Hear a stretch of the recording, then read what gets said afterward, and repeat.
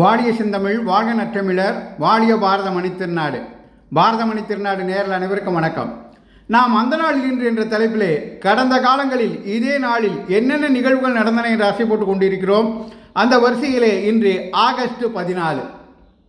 இன்று நினைத்தாலே நெஞ்சு நடுங்கும் தேச பிரிவினை கொடுமைகள் நினைவு தினம்.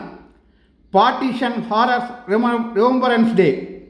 பிரிவினையின் போது வன்முறையால் பாதிக்கப்பட்ட மற்றும் இடம்பெயர்ந்த உயிர் நீத்த லட்சக்கணக்கான மக்களை நினைவுகூரும் நாளாக இந்த நாள் கடைபிடிக்கப்படுகிறது.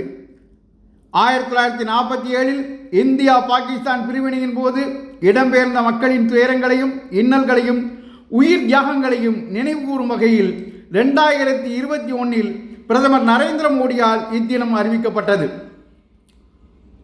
காந்திய வழியில் இந்திய விடுதலை போராட்டத்தில் பங்கு கொண்டு மதுரை காந்தி என மதுரை மக்களால் அழைக்கப்பட்ட திரு ராமாரா சுப்பராமன் அவர்களின் பிறந்த நாள் இன்று. ஆண்டு 1905. தேச விடுதலைக்காக மனைவியுடன் 5 ஆண்டுகள் சிறைவாசம் அனுபவித்தவர் அவர்.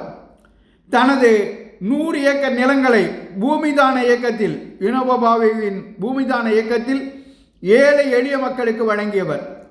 தனக்கு சொந்தமாக இருந்த இடத்தை மதுரை மாநகராட்சிக்கு வழங்கி மருத்துவமனை கட்ட உதவினார். 1962 முதல் 67 வரை மதுரை தொகுதி பாராளுமன்ற உறுப்பினராக இருந்தார். வாழ்க வளமுடன் இயக்கத்தில் அறிவு திருக்கோயில்களை அமைத்து மனம் உடலை பக்குவப்படுத்தும் மனவளக்கலையை வழங்கிய ஏராளமானோர் மன அமைதியுடனும் ஆரோக்கியமாகவும் வாழ வழிகாட்டிய வேதாத்ரி மகரிஷி அவர்களின் பிறந்த நாள் இன்று.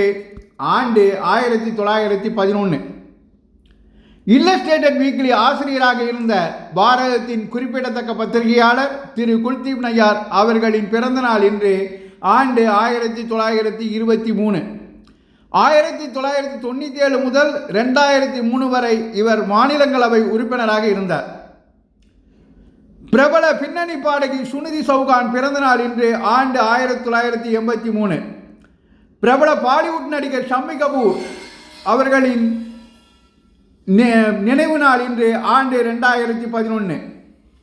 ஆனந்த யாழை மீட்டுகிறாய் என பெண்ண பெற்ற அப்பாக்களின் இதயங்களை மீட்டிய பாடலாசிரியர் நா முத்துக்குமார் அவர்களின் நினைவு நாள் இன்று.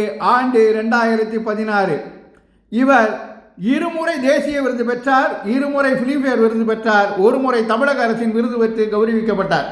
தொடர்ந்து இந்த தொடரை பார்ப்போம். நன்றி, வணக்கம், ஜெய்ஹிந்த்.